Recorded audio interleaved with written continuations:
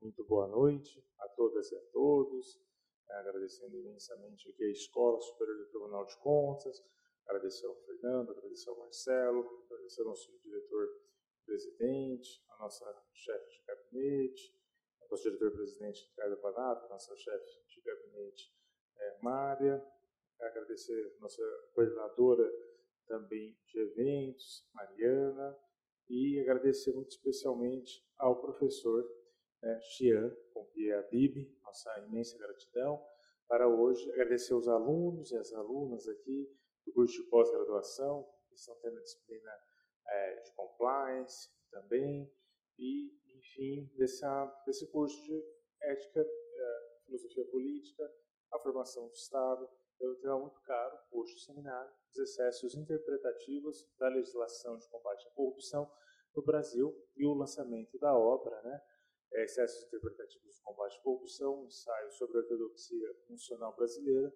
do professor Xian Pompia Habib, o professor que ele é advogado criminalista, ele é mestre em Direito Penal pela PUC São Paulo e doutorando e mestre em Direito Penal pela Pontifícia Universidade Católica de São Paulo. Nosso muito obrigado, professor, e, enfim, fique à vontade. Aqui vai ser um imenso aprendizado para todos nós desse tema de extrema importância.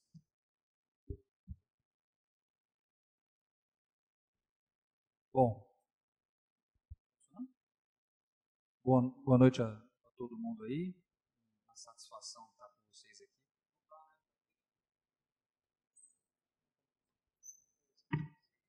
Estão me ouvindo bem? Bom, acho que agora foi. A satisfação estar com todo mundo aqui, tentar fazer a sexta-feira um pouco mais interessante, né, gente? Sexta-feira à noite nem sempre é digna com todo mundo quando tem aula. A nossa ideia aqui vai ser discutir junto com vocês. Quando eu falo discutir, é realmente a gente construir um diálogo aqui sobre um assunto que ainda é muito relevante. Acho que todo mundo tem acompanhado o noticiário nas últimas semanas, tem visto a questão do INSS, né, relacionada às fraudes. Então é um assunto que a gente não vai tratar especificamente. Eu acho que a ideia que eu pensei aqui para tratar com vocês aqui é sobre a corrupção enquanto um fenômeno histórico. Acho que mais de um de vocês já deve ter ouvido a expressão que a corrupção chegou no Brasil com as caravelas, né? Pedro Álvares Cabral trouxe elas, Dom Pedro as implementou e a gente vem a cada dia confirmando. É verdade, não é? Eu acho que a ideia que a gente tem que ter hoje aqui é sair com um horizonte talvez um pouco mais amplo. Corrupção, quando eu falo no quê? Para qual sentido ela vai e para qual problema eu estou querendo resolver.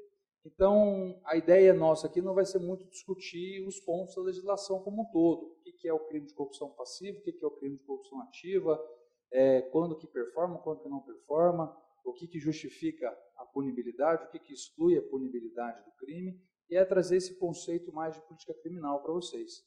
Se alguém ao longo da apresentação ficar com alguma dúvida, alguma questão, por favor, interpela, pergunta, interrompe. Eu acho que aqui a ideia é a gente construir um debate, acima de tudo, produtivo.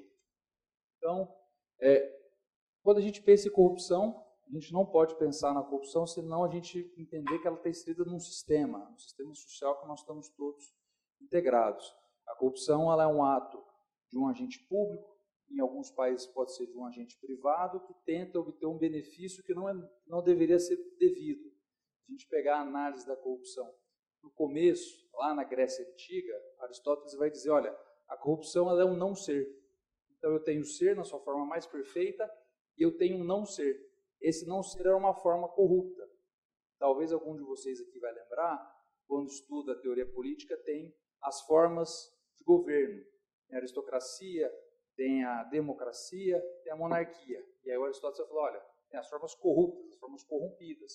A oligarquia, a demagogia e a tirania.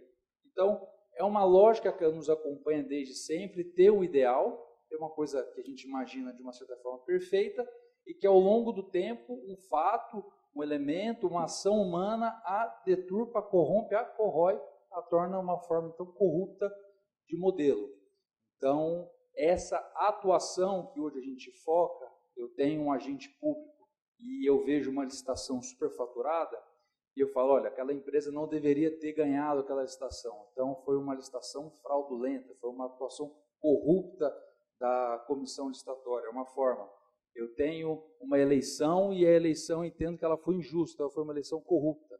Então, a corrupção sempre tem que ter, eu acho que é importante ter esse referencial com você, aquilo que você esperava e aquilo que você está vendo, está encontrando enquanto fenômeno observado.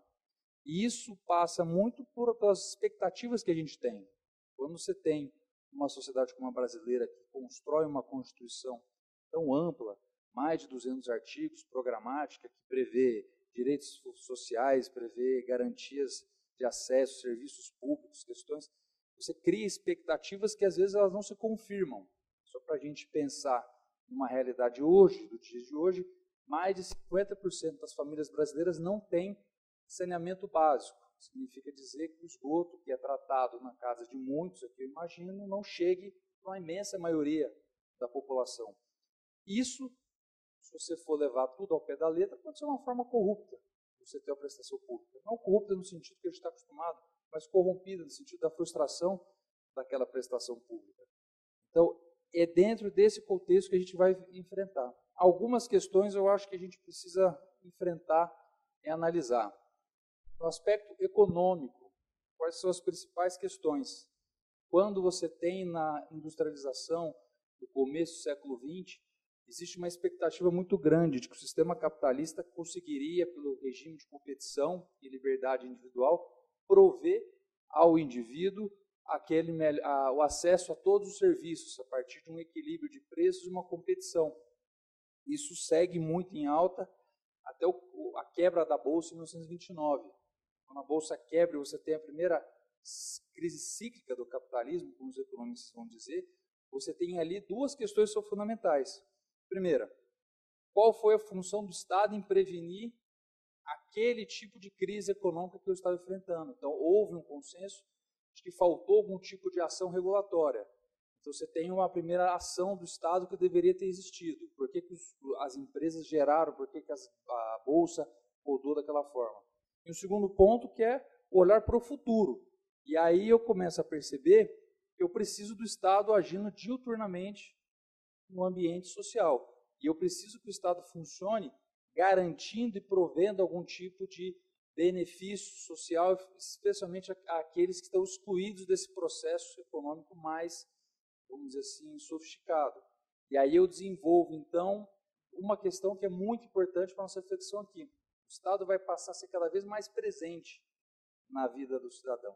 Estando mais presente, por uma questão de lógica, eu amplio mais a capacidade de existir a corrupção naquela relação entre a clássica do agente público e o agente privado, porque eu vou precisar de uma escola seja construída. O Estado não tem uma indústria que faça escola pública de forma definitiva, pelo menos não teria. Eu preciso prover alimentação básica, não vai ter uma cozinha pública. Então você vai ter que ter parcerias, isso vai gerando assim, amplitudes, isso cria outro ponto. Um outro ponto relevante, aí a gente volta no começo, apesar aqui a questão do INSS. Eu tenho um grupo de pessoas que passa a ser protegido pela lei. Eu preciso que a lei garanta às pessoas esse acesso. No caso dos pensionistas, há um recebimento periódico mensal para fins de subsistência. Pessoas que estão na idade mais avançada estão fora do mercado de trabalho. Eu crio, então, uma classe de sujeitos que são sujeitos passivos de um crime que antes não existia. E a partir do momento que eu tenho essa classe, o sistema jurídico precisa dar uma resposta para essa classe.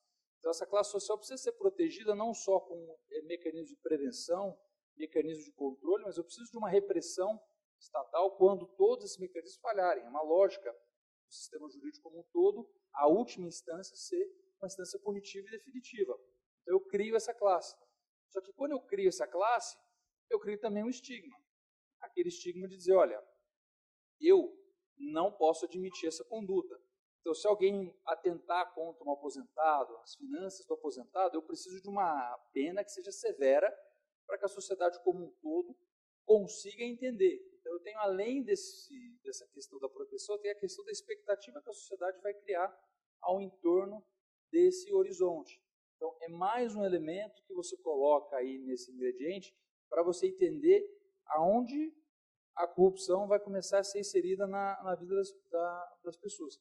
E, além de tudo, isso é um fenômeno que a gente passa a viver nos últimos anos, a ideia de risco. A Previdência pode quebrar, o Estado pode não ter dinheiro para prestar um serviço público. Se eu crio um risco, você cria um medo, e esse medo também é compensado. Para quem tiver mais interesse, tem um alemão, Ulrich Beck, que estuda e desenvolveu um conceito chamado sociedade de risco. Ele diz que nós vivemos em risco.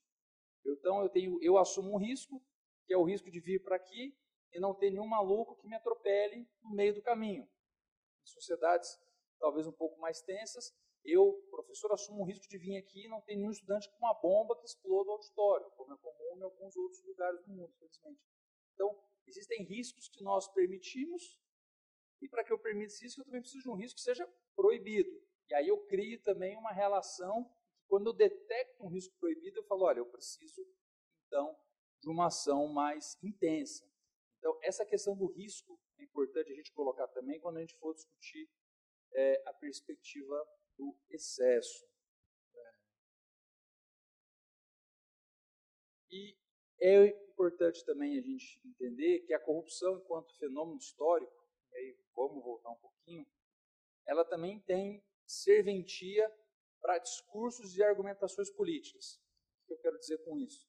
Você tem, ao longo do pós-Segunda Guerra, você passou a desenvolver ferramentas, táticas políticas, considere legítimas ou não, para que a gente reconheça em algum tipo de governo, especialmente governos que à época se distanciavam dos modelos americanos, você desenvolvia métodos de disseminação de informação para dizer, olha, aquele governo ele é corrupto e a corrupção ela gera como efeito descredibilidade de um governo.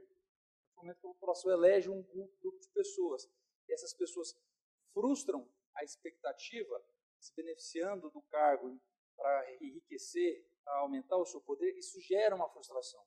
E aí eu trago um exemplo para quem não tiver mais curiosidade de pesquisar. Operação Ajax, foi feita no Irã nos anos 50.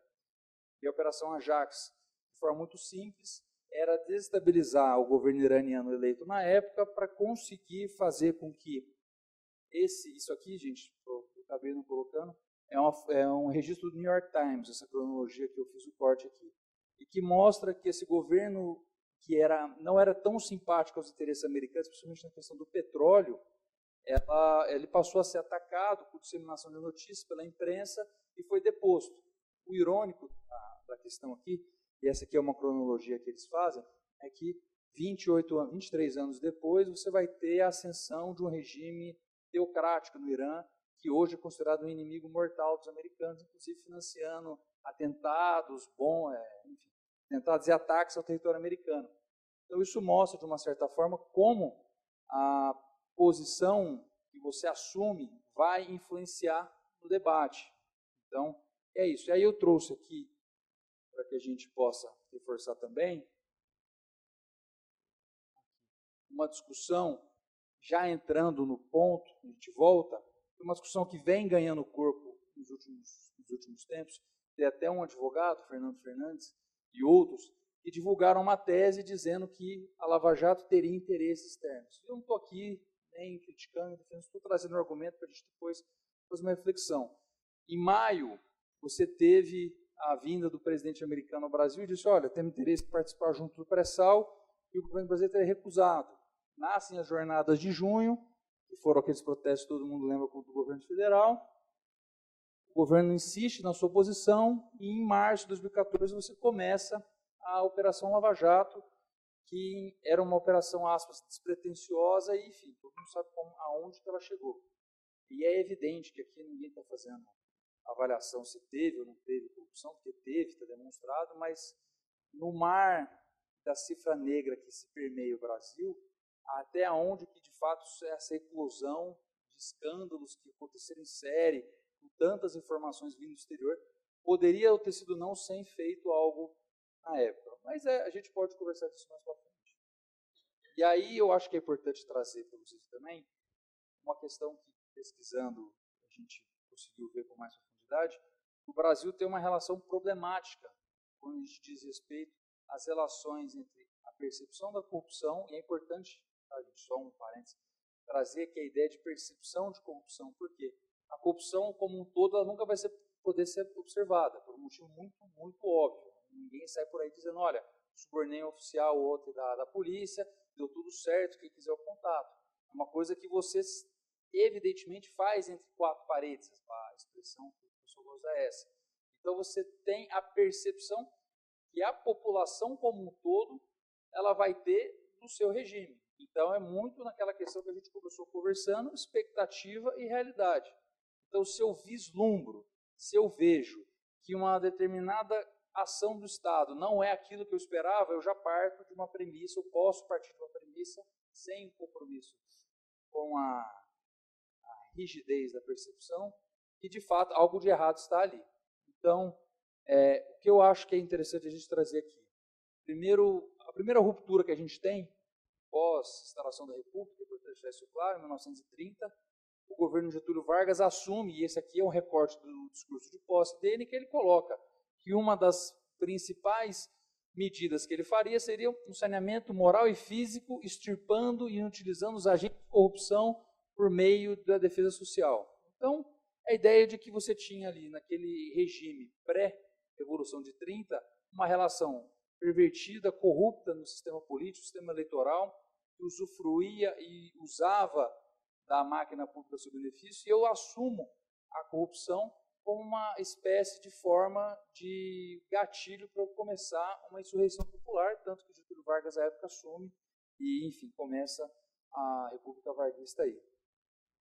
Em 1964, você tem aqui, tanto no ato institucional número 1 quanto no ato institucional número 5, algumas passagens que fazem, de uma certa forma, correlação. No ato institucional número 1, você vai ter a questão dos bolsões comunistas que eles percebiam no mundo, estariam corrompendo a sociedade, e a necessidade dos militares assumirem o poder. Isso escala, e em 68 você vai ter, e aí é uma menção direta que os militares fazem, olha, a corrupção está posta no Estado, só uma ação enérgica do governo você consegue romper. E aí, como último, e a gente fala aqui uma possível tentativa de golpe ter ocorrido, em que você pega tanto na eleição de 2018 quanto 2022, a questão da corrupção ela transcorre esse cenário.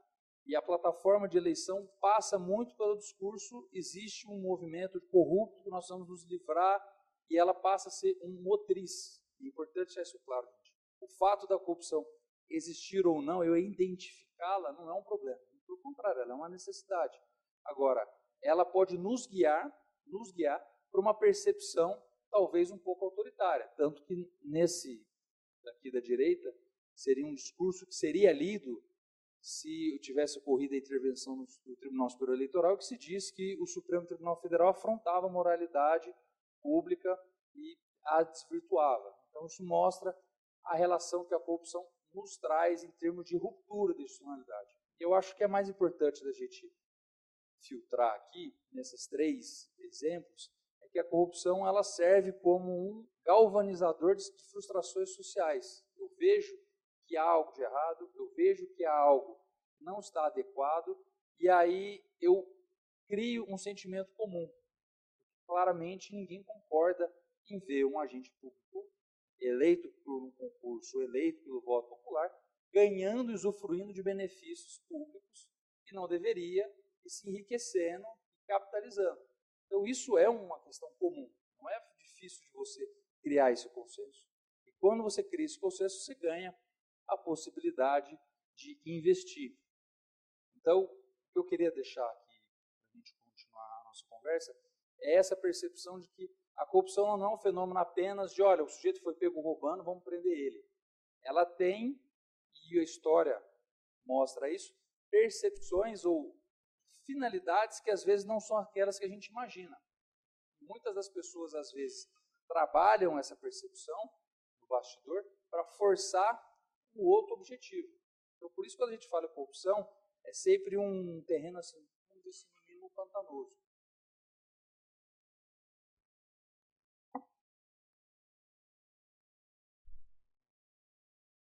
E já entrando daí, né, a obra que eu não escrevi, a ideia era discutir os excessos, de novo.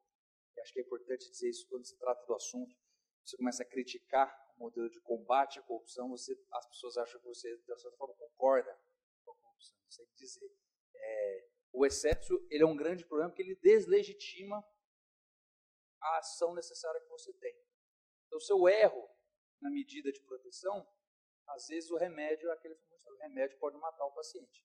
Então, como é que a gente chegou no modelo que nós estamos vivendo hoje, e para quem gosta do assunto que se discute hoje nos casos envolvendo o Supremo Tribunal Federal, a Operação Lesa Pátria, e discutindo isso com amigos, as pessoas falam, é um absurdo, o que acontece no Supremo Tribunal Federal hoje, o que aconteceu? Eu acho que a gente vai chegar a uma conclusão diferente. Mas eu entendo que a gente teve, no Brasil existiram 3 ciclos de combate à corrupção e cada um deles foi entregando seus resultados. O primeiro, talvez seja o mais famoso, foi aquele ciclo de CPIs, anos 90, começo dos anos 2000. Quem é mais velho talvez vai lembrar com mais clareza.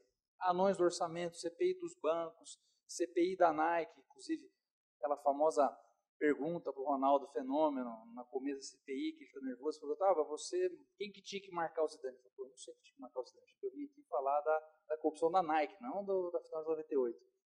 E era um modelo que você expunha muito o sujeito, você batia na imprensa, à época, vamos lembrar, a imprensa totalmente escrita, ou televisionada ou falada, você não tinha rede social ainda para te entregar a informação de forma instantânea, e você tinha a resolução num espaço distante do espaço convencional de hoje. Hoje o juiz que decide o caso de corrupção, às vezes ele mora no seu condomínio, ele frequenta o mesmo restaurante que você, mas na época nós estamos falando de uma cidade de Brasília, que está literalmente no meio do país, está distante da massa populacional, e muitas vezes criava o sentimento de que as coisas não sairiam do lugar. Então é aquela famosa frase que vai tudo acabar em pizza, vai tudo acabar em pizza, e é uma questão de gerar desgaste. E você tem esse desgaste. Então, se vocês pegarem os recortes de 1990, que é quando você tem ali 88, 89, as primeiras eleições livres, que os candidatos saem da população, não são indicados, até o mensalão, até o famoso, famigerado escândalo do mensalão, denunciado aqui, você tinha uma forma de divulgação que era muito pautada na realidade de que, olha, eu divulgo, o Congresso reage, cria-se uma CPI, a CPI relatando que crime há, manda para algum lugar que ninguém sabe para onde foi, e esquece. Falta do dia de novo, a seleção vai jogar e por aí vai. De repente ganhava alguma coisa, né? Então até dava um gostinho.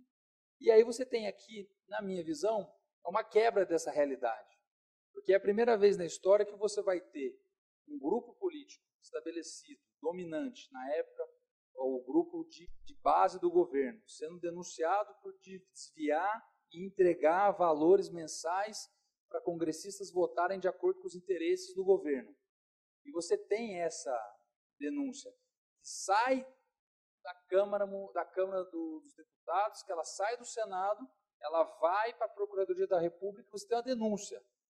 E essa denúncia ela é recebida, ela é processada, os sujeitos vão para o banco dos réus, eles são interrogados e ao final são julgados e muitos deles são condenados, como o próprio Roberto Jefferson, que se vocês lembrarem, estava também na CPI dos anões do orçamento. Então, assim, e outros colegas dele que também estiveram lá estavam, e isso vai mostrar para nós que aí tem uma quebra. Por que tem uma quebra?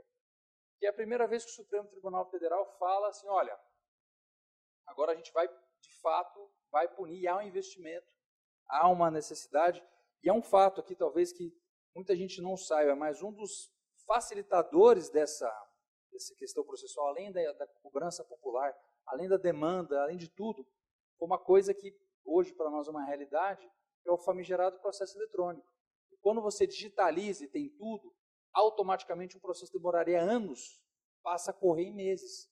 Porque, só para quem nunca viu um processo físico na vida, o processo vai e ele volta, ele vai para um e volta para outro, vai para um e volta para outro. Você fica ali um ano e meio, 2, 3, vai ganhando tempo. Hoje, todo mundo acessa ao mesmo tempo. A ideia do processo eletrônico é essa. Então, um dos fatores que dá o o acelero, vamos dizer assim, na coisa, é o processo eletrônico, porque todo mundo viu a prova que está juntada, todo mundo viu junto o mesmo depoimento, todo mundo teve prazo aberto e comum, todo mundo encerrou o prazo junto. Então, ou seja, de uma determinada forma, essa aceleração e essa contribuição à tecnologia quebra. Mas qual que é o principal ponto do mensalão que a gente precisa discutir? Ali o Supremo Tribunal Federal ele muda uma jurisprudência que era histórica. E ele passa a flexibilizar algumas garantias fundamentais que antes ele não flexibilizava. Você tinha antigamente, o que eu vou chamar no livro, de uma interpretação ortodoxa da Constituição. Então, está escrito é o que vale e eu não flexibilizo. Porque hoje talvez seja interessante eu relativizar para ele esse ponto da lei, porque eu queria muito que ele fosse preso, mas amanhã pode ser eu, amanhã pode ser você. Com essas flexibilizações, trago um exemplo claro aqui. Foram condenados alguns deputados à época do mensalão. Eu não vou me lembrar aqui de cabeça quantos. E a Constituição, quando feita, ela coloca no artigo 55, parágrafo 3º, uma previsão clara. O parlamentar condenado ou acusado somente tem a pena cumprida ou o processo iniciado se a casa admitir o processamento. Então a Constituição deu para o parlamentar, e aí explica-se que é uma proteção do parlamentar contra o eventual abuso do judiciário, que em 2013 ninguém imaginaria que poderia acontecer em larga escala, e eu dou essa prerrogativa para o parlamentar, a Câmara decidir o futuro do parlamentar. Porque independente do juiz eleito ou não, o juiz estar ali ou não, o parlamentar foi eleito. Tem algumas milhares de pessoas que querem ele ali, ou pelo menos no dia da eleição queriam. E até que a gente faça uma nova eleição, a população continua desejando ele lá. E lá o Supremo Tribunal Federal fala assim, olha, é o seguinte, de fato existe essa previsão, mas o sujeito condenado pelo crime contra a administração pública não pode se valer da administração pública para se beneficiar. Então, quando eu tenho essa previsão legal, ela não vale para casos em que o próprio interesse público está prejudicado. Então, por conta disso, eu acho que aqui não cabe, o Constituinte errou, então faça-se valer imediatamente. Tem, à época, uma discussão, João Paulo Cunha era um deles, que acaba capitalizando essa discussão, e eu crio esse primeiro. Olha, eu não vou discordar de vocês que, de fato, é uma determinação corporativista. Afinal, nenhum de nós aqui, que não seja parlamentar, não teria esse benefício de perguntar para os pares se, caso aconteça uma coisa, olha, você quer ser processado? Converse com os amigos lá, vê se realmente você quer. Não me parece. Mas é uma previsão legal. O artigo 55, ele é como se fosse uma carta de direitos e garantias do parlamentar, que é a ideia que o Constituinte colocou para proteger ele de eventual abuso.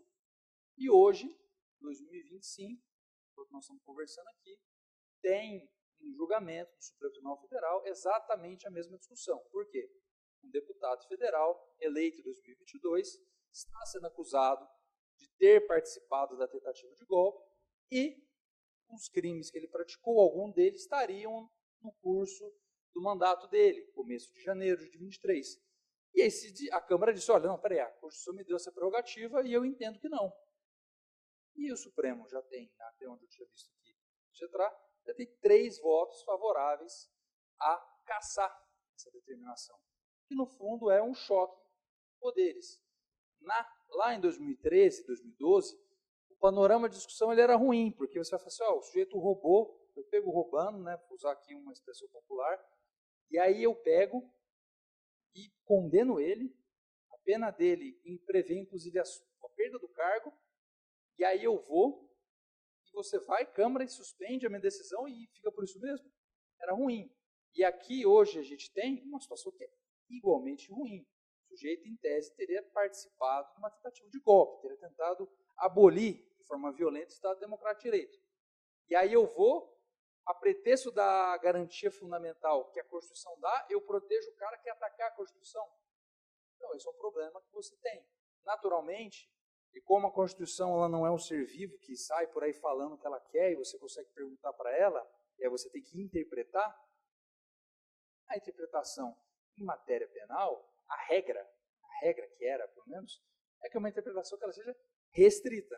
Então, se está escrito lá que é prerrogativa da Câmara, ainda que eu não goste, ainda que eu ache meio intragável, ainda que não me comova, eu sou obrigado a respeitar. Essa era a premissa que a gente deveria esperar, mas a gente não tem. E eu acho que daí muito desse fenômeno vem a partir desse terceiro episódio, desse terceiro ciclo, que é com a Operação Lava Jato, que descobriu um mundo que a gente imaginava que existia, era um mundo da corrupção, um mundo da benfeitoria do público e do privado, de poucas pessoas ganhando muito, e que ficou marcada nessas capas de revistas, assim, tanto quanto exóticas, e acho que é importante trazer, depois de tanto tempo para relembrar. E você teve ali, de fato, uma prática reiterada de superação de entendimentos constitucionais muito claros em prol de um interesse policial, que era a Operação Lava Jato. Então, todo mundo aqui vai lembrar, em 2016, a discussão da segunda instância, eu posso ou não posso, aí uns dizem que pode, outros dizem que não pode, depende. Mas está claro, gente, se aqui a gente for discutir letra de lei, está muito claro. Prisão em segunda instância é quando a coisa acaba. Se a coisa acaba só no STF, acabou. Não tem como discutir. Mas foi a discussão que foi, aí voltou, aí agora querem retomar de novo, aí não conseguiram, aí agora no caso de júri você pode. Então, assim, é um verdadeiro caos. Só que você vai criando interpretações que, assim, podem ser muito bem intencionadas, eu não discuto isso, elas podem ser muito bem aplicadas, talvez muito melhores do que o sistema constitucional previu, mas elas partem da vontade individual minha, sua, que está ali com a caneta na mão e está decidindo. Talvez isso seja muito legal para o momento. E aí, talvez a grande ironia desse momento 2025 que a gente viva, é que há 10 anos atrás, os detratores de quem estava sendo acusado diziam, é isso mesmo, tem que prender, tudo bandido, tudo vagabundo, tem que acabar, tem que não sei o quê. E hoje essas pessoas falam assim, olha, pelo amor de Deus, existe o Estado de Direito, eu preciso de garantia, cadê meu processo? Como assim? Você vai me condenar sem provas? Eu não quero. Então, assim, isso talvez nada mais brasileiro do que você ter em 10 anos uma virada de chave tão profunda e você ter dois grupos que se odeiam e não conseguem conviver nem num ambiente recreativo na mesma situação. Então, assim, da mesma forma que ninguém em 2016, 2015 imaginava o Luiz Inácio da Silva presidente, você não consegue imaginar 10 anos que a pessoa que o sucedeu politicamente, em termos de espaço eleitoral, estaria na situação dele. Então isso mostra o problema que a gente está inserido. Eu acho que a ideia que eu queria trazer para vocês aqui é que a gente vai passar a enfrentar alguns problemas desde essa época. Primeiro, prisões preventivas que ficam durando ad eterno. Essas prisões preventivas que duram. Segundo, você tem um sujeito que é investigado e ele tem o patrimônio dele bloqueado, patrimônio travado. E aí a gente pensa numa relação mais ampla, você fala, não, paciência, foi. Mas se você se colocar no lugar do sujeito, que tem uma família, e aí tinha ali, não tem culpa formada, está com todo o patrimônio bloqueado, não pode sair, não pode fazer nada, depende de como para viver, vai ter que trabalhar. Isso para quem tem qualquer mínimo de discernimento e vive uma realidade financeira, vai saber que é invencível. A questão da flexibilização das garantias e por aí vai, e cada vez mais que você tem um judiciário, e aí eu acho que é o ponto final aqui, fala até para a gente conseguir manter o debate, sempre que o judiciário tiver para ele o protagonismo da discussão, eu fico refém da vontade de um juiz que acorda de manhã bem ou mal-humorado. E aí você pode achar que isso é bom, você pode achar que isso funciona, mas você pode estar também diante da situação de ter um réu que vai ser interrogado na segunda, no domingo, quando ele perde 4-0, o juiz é corintiano, ele chega na segunda puta e fala, bom, seguinte, eu vou passar o carro e sei que se vira, espero que eu contratar o técnico melhor. Ou ele pode estar extremamente feliz e ter o cara ali que merece muito ser condenado, porque o filho passou de ano, ele achou que o filho ia reprovar, e aí, não, eu devia te condenar, mas, pô, meu final de semana foi maravilhoso, não quer saber? Deixa quieto. Então, assim, eu acho que cada um de nós aqui, com essas brincadeiras, a gente espera da justiça critério, porque a gente, um dos argumentos, pelo menos, talvez um dia a gente possa estar lá. Talvez um dia eu possa ser réu, e o dia que eu for réu, eu não quero que o cara acorde feliz ou triste, e isso vai decidir minha vida. Porque eu espero viver uma vida inteira, não por causa de um dia. Então, esse talvez seja o grande problema, que hoje eu vejo uma discussão muito mais assim, legal, que você fala assim, o Supremo Tribunal Federal isso, o Supremo Tribunal aquilo. Mas se você gosta ou você não gosta, esse é um problema que nós temos há muito tempo. Então, acho que quando você vai trabalhar um problema, você tem que primeiro identificar de onde que ele começou. E acho que essa questão, para ela ser bem equacionada, a gente precisa resolvê-la entendendo. Nós temos esse problema há muito tempo. Então, eu acho que, em resumo, é isso, professor. Acho que eu queria também ser não muito extenso. Bom, agradeço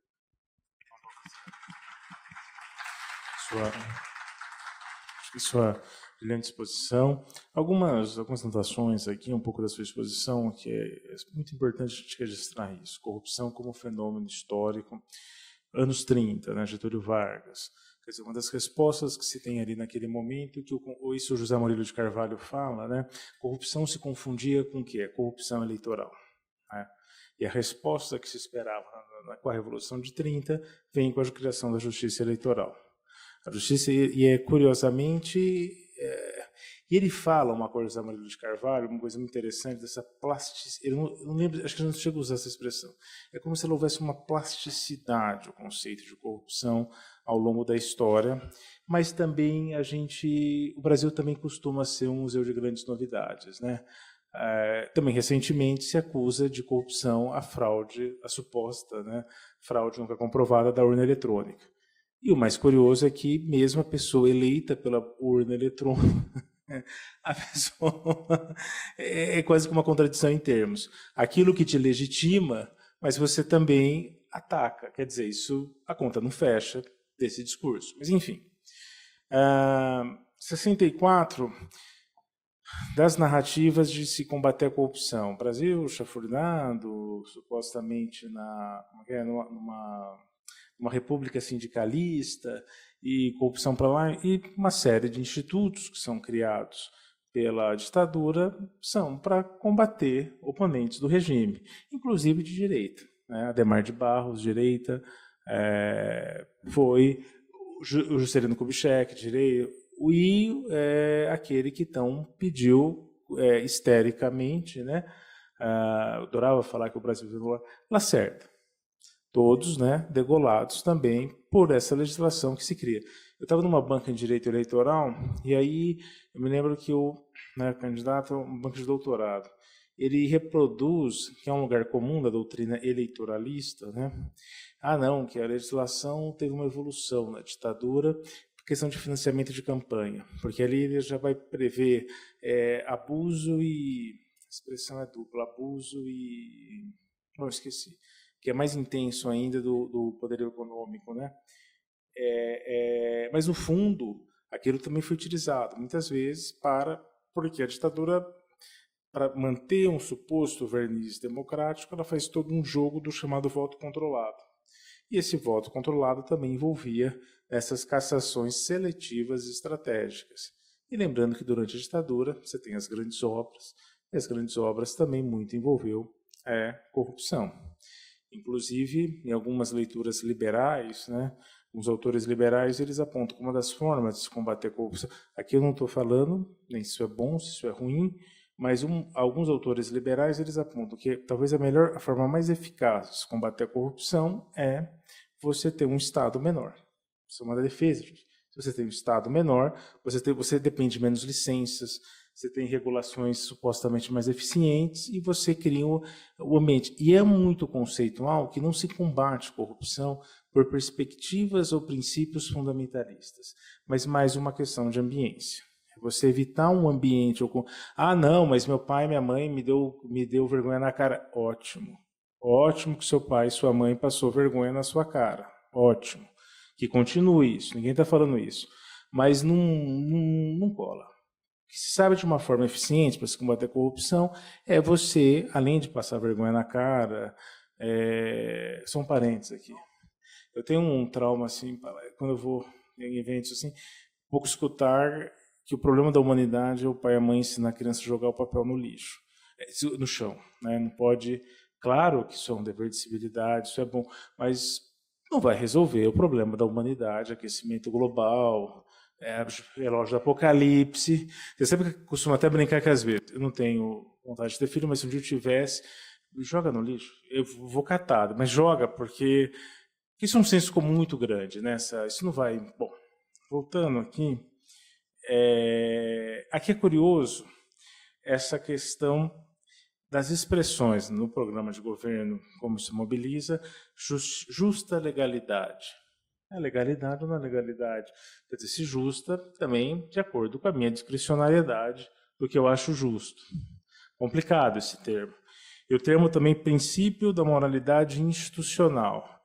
Parece que sugere o seguinte: se eu chego ao poder, eu vou ditar uma nova moralidade. Não, você tem um princípio da moralidade sem adjetivos. Isso está na Constituição de 88 e, né, ou seja, eu vou criar uma nova ordem, uma nova complicado. Não vai ter toma lá da cá, mas quando chega ao governo também se sabe que você tem que negociar com o Centrão.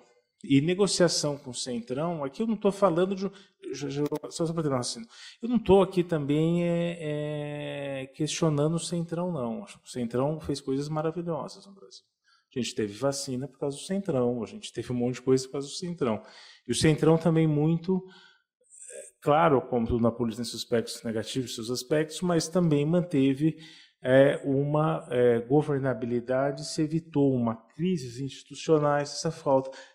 Exemplos traumáticos, vai desde Jânio, enfim, desde Jânio Quadros, enfim. E essa questão dos ciclos das CPIs, né, um pouco que o professor traz, que eu acho muito importante, e respostas, né, muito também imediatas. Por exemplo, há Rosílio, né, que enfim, é um grande jurista e tal, ele faz toda uma arqueologia sobre a lei de licitações, né?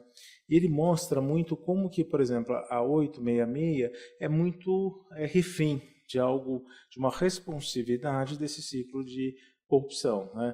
Não, agora vamos resolver a corrupção. E aí também uma das respostas que se dá é essa questão dela ser maximalista. Entre outras questões, é que isso também seria uma esperança de você um pouco responder isso daí. Enfim, aqui algumas, né, algumas questões que o professor me trouxe, assim, da sua brilhante exposição. Se você quiser comentar alguma coisa, depois a gente pode, né, abrir um ciclo, já temos um inscrito, e aí abrir aqui para a discussão. Bom, falar do livro, né, um pouco aqui tem um QR Code, né, com as informações, né, para quem quiser, para quem tiver interesse, aqui tem um QR Code do livro. Só queria ler um trecho aqui do livro, né, só para a gente, né, fazer uma reflexão, páginas 72 e 73, né. É fundamental apontar, desde já, que a postura secular do direito penal como ferramenta preventiva à prática dos delitos não se confunde com o posicionamento do direito penal como protetor da sociedade. Em direito penal alemão, Wetzel, né, traduz a missão do direito penal de assegurar a validez inviolável desses valores mediante a ameaça e aplicação da pena para as ações que se apartam de modo efetivamente ostensiva dos valores fundamentais no agir humano. O que resta claro que a premissa preventiva nunca teve como projeto original a composição do direito penal com forças de ser um tutor da sociedade. Acho que sim, uma boa síntese aqui dessa ideia da gente também pensar em outros meios, pensar em outras formas e tirar esse imaginário, talvez uma fetichização do direito penal e fetichização naquele termo clássico, inclusive de perversão. Chega uma hora que o direito penal vira uma lógica de uma perversão naquele sentido psiquiatria do século XIX, aquele conceito de tem esse fetiche, isso a gente sabe que de boas intenções muitos infernos podem ser produzidos. Agora sim, esse compromisso de se combater a corrupção, de se combater as práticas lesivas, mas com eficiência, com meios, né, eficientes e sem fundamentalismos ou sem formas, porque uma ideia de um fundamentalismo sempre envolve uma ideia de um engessamento. E a sofisticação da corrupção, ela envolve também esses novos meios, meandros, e, portanto, uma constante atualização de práticas, legislação e discussão. E a gente está fazendo aqui, eu acho que a gente sai daqui hoje também trazendo essa questão da corrupção e de formas eficientes de se combatê-la. Então, muito obrigado, professor. Nossa gratidão é imensa.